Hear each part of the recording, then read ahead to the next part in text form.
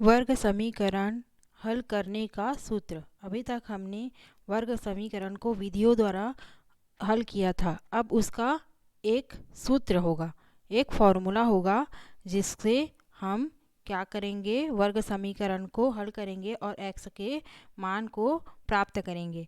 द्विघात वर्ग समीकरण का मानक रूप क्या होता है, हमें पता है ऑलरेडी कि ax² plus bx plus c is equal to 0 होता है, जहाँ a, b और c वास्तविक संख्याएं हैं और a is not equal to 0, a बराबर नहीं है 0 के।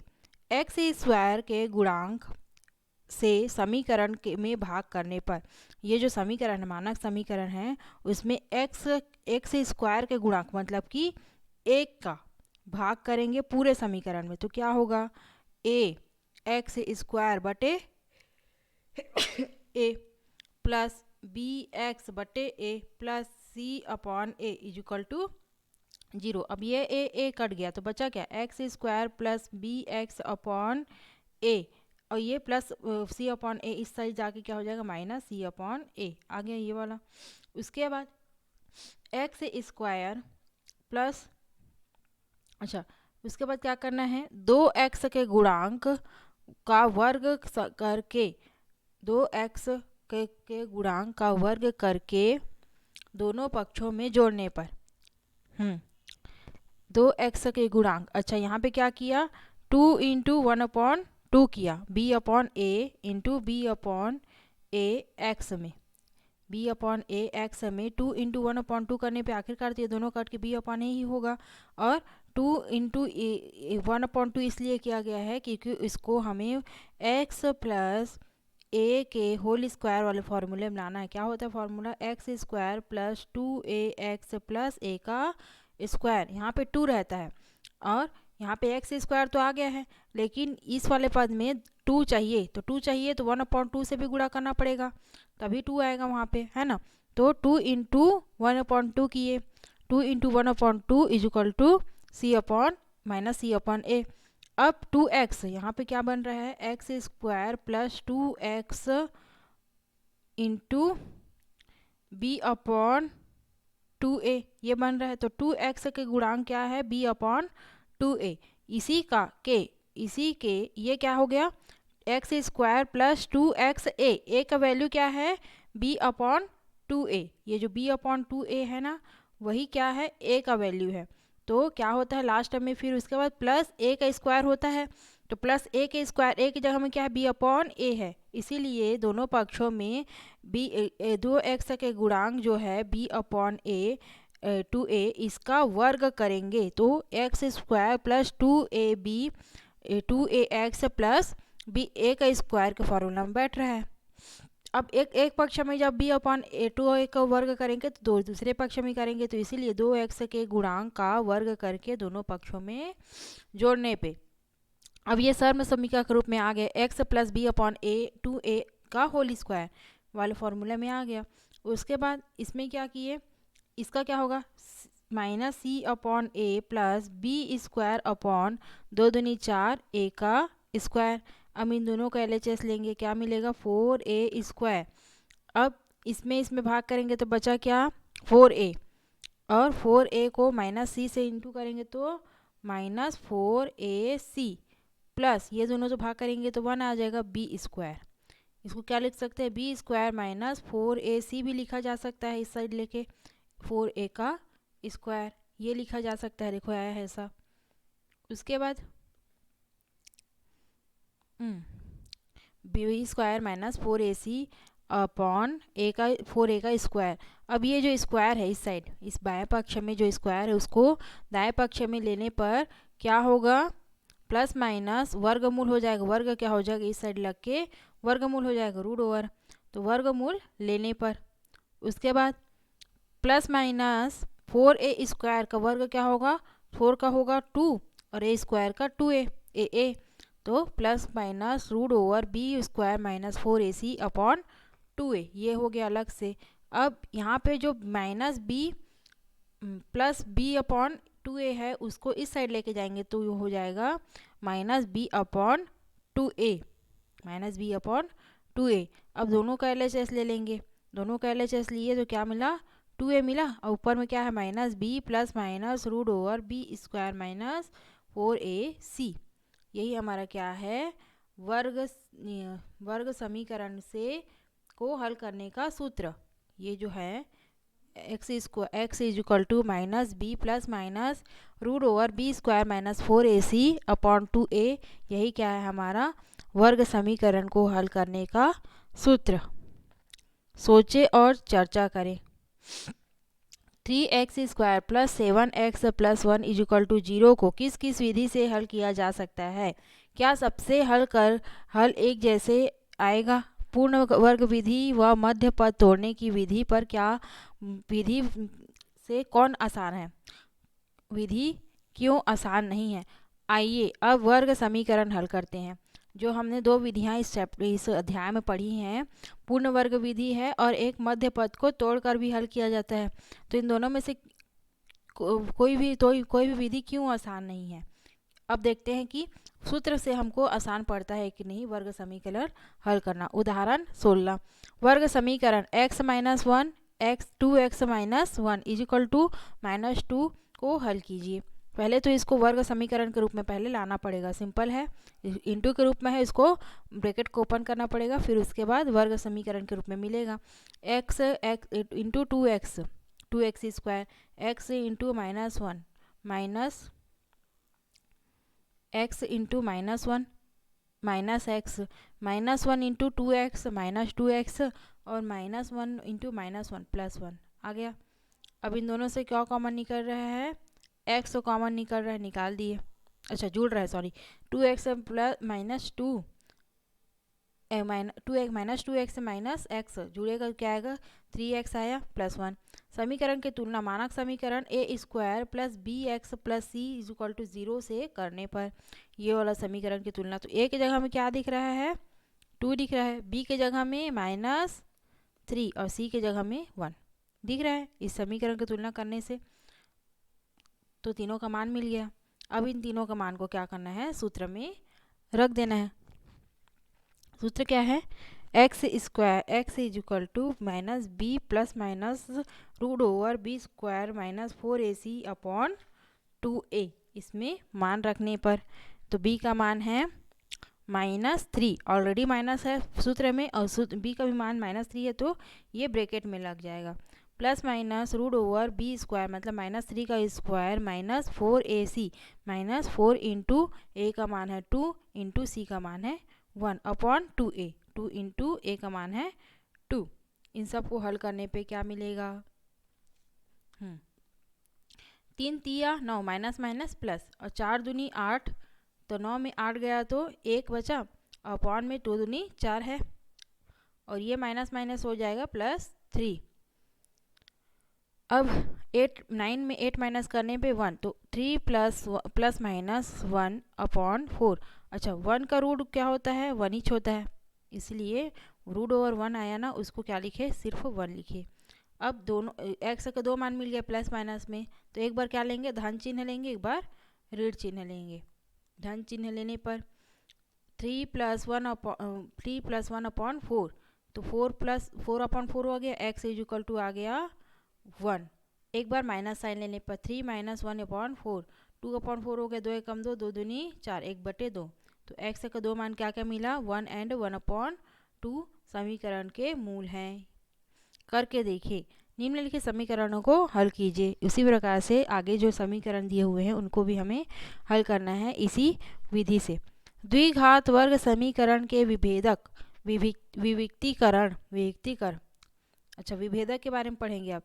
डिस्क्रिमिनेंट ऑफ क्वाड्रिक इक्वेशन, विभेदक को किससे डिनोट करेंगे, डी से। डिस्क्रिमिनेंट मतलब क्या होता है, विभेदक। द्विघात समीकरण जो है x square plus b x plus c equal to 0 में minus B plus minus root over B square minus 4ac upon 2a होता है। सूत्र में बी स्क्वायर माइनस 4ac को ही द्विघात वर्ग समीकरण के विभेदक कहा जाता है। मतलब कि d बराबर क्या होता है बी स्क्वायर माइनस 4ac, जो सूत्र में ऑलरेडी होता है ना, उसी का ये वाला जो पार्ट है उसे ही क्या कहेंगे, विभेदक कहेंगे, d कहेंगे, डिस्क्रिमिनेंट। यह कहते हैं, यही से विभेदक किस लिए कहते हैं, इसलिए कहते हैं क्योंकि यह द्विघातीय समीकरण के दोनों हलों के बीच विभेद करता है। द्विघातीय समीकरण के दोनों हलों के बीच विभेद करता है। यह शून्य हो तो दोनों हल बराबर होते हैं। अगर बी स्क्वायर माइनस 4ac शून्य के बराबर है तो दोनों हल क्या होते हैं, बराबर है। आइए कुछ द्विघात समीकरणों के विभेदक का ज्ञात करना सीखते हैं। उदाहरण 17, एक समीकरण दिया हुआ उसका विभेदक ज्ञात कीजिए बोल रहा है। 4x square minus 4x plus 1 is equal to 0। तो विभेदक का सूत्र क्या होता है, पहले तो इसकी तुलना मानक समीकरण से करेंगे, उससे a मिल जाएगा, a is equal to 4, b is equal to minus 4 और c इजिकल टू 1, ये मिल जाएगा। मिला। अब इसको विभेदक के सूत्र d is equal to b square minus 4ac में रख देंगे। b के जगह में माइनस 4x स्क्वायर, माइनस 4 का स्क्वायर माइनस 4 इंटू ए का मान 4 और सी का मान 1, 4 इंटू 1 ये आया। तो 4 चौक 16, माइनस माइनस प्लस, और 4 चौक 16 और 16 एकम 16, तो 16 माइनस 16 आ गया, 16 इंटू 16 माइनस 16, तो d इज इक्वल टू क्या आ गया, शून्य, है ना। तो d इज इक्वल टू जब 0 आया तब क्या है, दोनों हल बराबर होंगे। लिखा था ना, जब d इज इक्वल टू 0 आएगा तब दोनों हल बराबर होंगे। वर्ग समीकरण 2x square plus 5x plus 5 is equal to 0 का विभेदक ज्ञात कीजिए। अब इसमें भी इसका भी तुलना मानक समीकरण से करने पर a का मान आ जाएगा 2, b का मान आ जाएगा 5 और c का मान आ जाएगा 5। इसका भी मान किस में रखेंगे, d इज इक्वल टू विभेदक के सूत्र में। विभेदक d is equal to b square minus 4ac, तो b का मान क्या है 5, 5 का स्क्वायर माइनस 4 इंटू a का मान है 2 इंटू c का मान है 5, 5 5 6 25 माइनस 5 दूनी 10 चौक 20, 20 में 1 मिनट, 5 दूनी 10, 10 चौक 40 होता है, 10 चौक 40, तो 25 में 40 घटाएंगे तो कितना बचा, माइनस 15।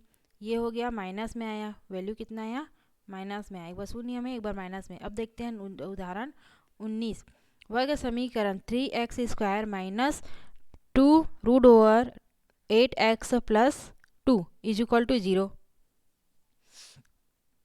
का विभेदक ज्ञात कीजिए। इसमें भी इसकी भी तुलना क्या करेंगे, सबसे पहले मानक समीकरण से करने पे a is equal to 3, b is equal to minus 2 root over 8 और c इज इक्वल टू 2 आएगा।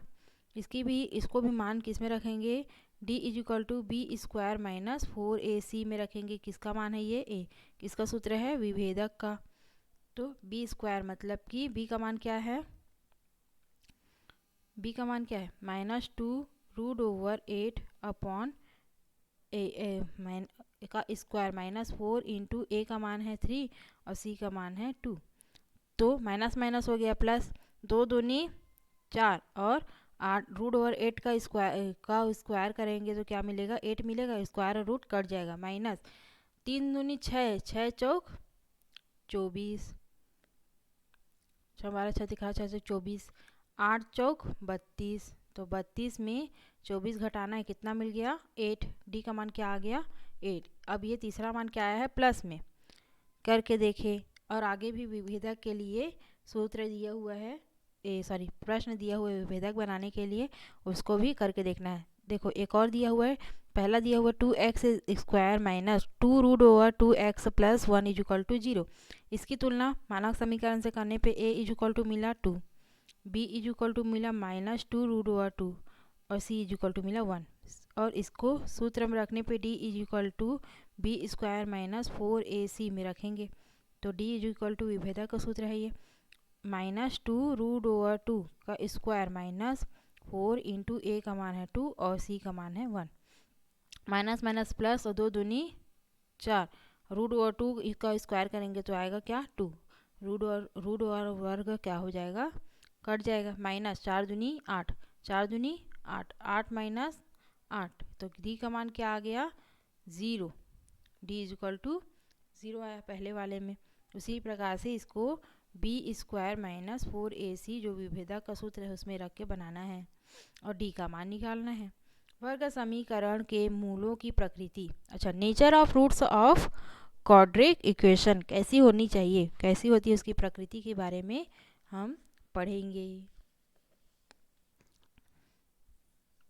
ऊपर के उदाहरणों में हमने विभिन्न वर्ग समीकरणों के विभेदक सूत्र d is equal to b square minus 4ac की सहायता से प्राप्त किए। उदाहरणों में d के मान क्रमशः 0 आया था, एक बार -15 आया था, एक बार 8 मिला था। d के ये मान शून्य, ऋणात्मक एवं धनात्मक संख्या के रूप में प्राप्त हुए हैं। एक बार शून्य आया था, एक बार माइनस में आया था, एक बार प्लस में आया था। इसका अर्थ है कि विभेदक शून्य, ऋणात्मक या धनात्मक हो सकते हैं, जरूर हो सकते हैं। क्या ऐसा होने से वर्ग समीकरण के मूलों के बराबर में के बारे में कोई खास जानकारी मिलती है? आइए इसके बारे में पता लगाते हैं।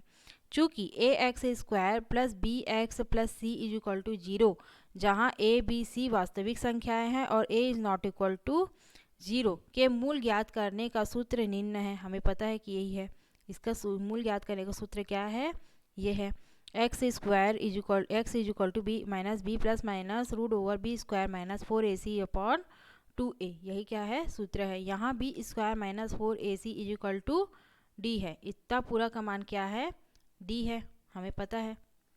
डी मतलब विभेदक। तो d is equal to b square minus 4ac मूलों की प्रकृति में विभेद करता है, इसीलिए इसको विभेदक कहते हैं। इसीलिए इसे विभेदक या अंतर विभक्तीकरण कहते हैं। अर्थात x is equal to root over B square minus 4ac की जगह हम क्या लिख सकते हैं, d लिख सकते हैं अपॉन 2a। अब निम्न 3 स्थितियों की चर्चा करते हैं, एक बार 0 के लिए और एक बार माइनस के लिए, एक बार प्लस के लिए। यदि d इज इक्वल टू 0 हो, पहले स्थिति क्या होती है, यदि d इज इक्वल टू 0 हो तब x इज इक्वल टू, इसी में रखेंगे minus B plus minus root over 0 upon 2a। Root over 0 का माना गया 0, तो माइनस बी अपॉन 2a बचा, प्लस माइनस के बाद जो 0 है उसका तो कोई मतलब नहीं है। तो एक बार क्या लेंगे, धन चिन्ह लेने पे minus B plus 0 upon 2a, तो क्या आ गया, माइनस बी अपॉन 2a। और एक बार minus b minus 0 upon 2a आया क्या, माइनस बी अपॉन 2a, दोनों बराबर आ गए। पहले ही इसमें विभेदक जब पढ़े थे तब बोला था कि अगर d का मान 0 है तो दोनों मान जो होंगे उसके वो समान होंगे, बराबर होंगे। यहाँ x के दोनों मान अर्थात मूल क्या है, वास्तविक संख्याएं हैं। दोनों क्या है, वास्तविक संख्याएं के रूप में मिला है, तो और समान भी है और एक दूसरे के बराबर भी है। इसीलिए जब d बराबर 0 होता है तब x के दोनों मूल क्या मिलते हैं, वास्तविक संख्या होती है और समान भी होती है। निष्कर्ष, यदि d इज इक्वल टू 0 हो तो वर्ग समीकरण के दोनों मूल वास्तविक होते हैं व समान होते हैं। हाँ, इसी को तो पढ़े। अब स्थिति दूसरा, जब d इज इक्वल टू कोई धनात्मक संख्या हो, कोई भी, माना कि d इज इक्वल टू यहाँ पे धनात्मक संख्या लेने के लिए 49 ले लिए, तो d की जगह में minus b, x is equal to minus B plus minus root over d की जगह में 49 लिख दिए। सूत्र क्या होता है, x is equal to minus B plus minus root over d किस लिए, बी स्क्वायर माइनस 4ac की जगह में d लिखा हुआ है अपॉन 2a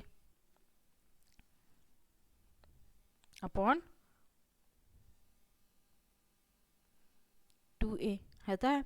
तो d की जगह में 49, तो 49 किसका रूट है, 7 का, minus B plus minus 7 upon 2a। अब एक बार क्या लेंगे, धन चिन्ह लेने पे minus B plus 7 upon 2a और एक बार ऋण चिन्ह लेने पे minus b minus 7 upon 2a। यहाँ x के दोनों मान अलग अलग हैं, है नहीं, असमान है, लेकिन मूल क्या है, वास्तविक संख्याएं हैं। मूल क्या है, वास्तविक संख्याएं तो हैं। तो अतः यह निष्कर्ष निकलता है, यदि d इज ग्रेटर देन 0, मतलब कि d का मान बड़ा है जब 0 से, ग्रेटर देन 0 मतलब कि d is greater than 0, zero से बड़ा है मतलब धनात्मक होगा तभी बड़ा है, अर्थात धनात्मक हो तब वर्ग समीकरण के दोनों मूल वास्तविक और असमान होंगे, तब वर्ग समीकरण के दोनों मूल वास्तविक और असमान होंगे। निष्कर्ष 3, तीसरा निष्कर्ष क्या दिया हुआ है, यदि d इज इक्वल टू कोई ऋणात्मक संख्या हो, कोई भी ऋणात्मक संख्या मान लीजिए -81 लिया, d इज इक्वल टू माना कि -81, तो x इज इक्वल टू शुरू से क्या होता है -b plus minus root over -81/2a। अब ऋणात्मक संख्याओं का वर्गमूल अधिकल्पित या अकाल्पनिक होता है, ऋणात्मक संख्याओं का जो वर्गमूल होता है वो अधिकल्पित या काल्पनिक होता है। अब माइनस धन चिन्ह लेने पे x इज इक्वल टू, अच्छा ये क्या हो गया माइनस में है ना, इस वजह से रूट तो हट जाएगा, लेकिन ये माइनस को किधर किसे इंटू करेंगे, इसलिए इसको क्या कहेंगे काल्पनिक होता है। -b प्लस एक बार लेंगे रूट ओवर 81 और एक बार -b minus root over -81/2a।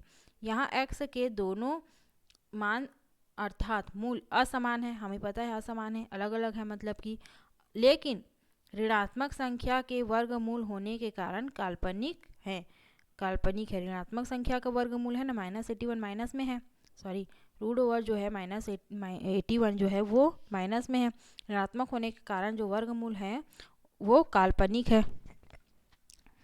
निष्कर्ष, यदि d इज लेस देन 0, यदि d का मान छोटा है 0 से, मतलब कि d इज लेस देन 0 मतलब कि ऋणात्मक ही होगा, तो ऋणात्मक होगा तब वर्ग काल्पनिक एवं असमान होते हैं। ये होता है 3 कंडीशन, वर्ग समीकरण को की प्रकृति बताने के 3 कंडीशन ये होते हैं। अब मूलों की प्रकृति कैसे पहचानते हैं, अब हम कुछ उदाहरणों से वर्ग समीकरण के मूलों की प्रकृति की पहचान करना सीखेंगे। कुछ उदाहरण दिया हुआ है जिससे मूलों की प्रकृति को पहचानेंगे कि वो कौन से हैं, कौन सी स्थिति में है, या तो 0 है, या तो माइनस में है, या तो प्लस में है। तीनों के लिए हमने अभी अभी कंडीशन पढ़ा है, उदाहरण 20, 21, 22। उसके बाद है द्विघात समीकरण के अचर गुणांक पता करना। अचर गुणांक कैसे पता करेंगे, अचर गुणांक मतलब कि जिसका मान नहीं पता रहे, जैसे कि k अज्ञात मान होता है ना जो k, उसका मान कैसे पता करेंगे, द्विघात वर्ग समीकरण में सूत्र की सहायता से, ये हमें पता करना है। उसके बाद आएगा प्रश्नावली 4।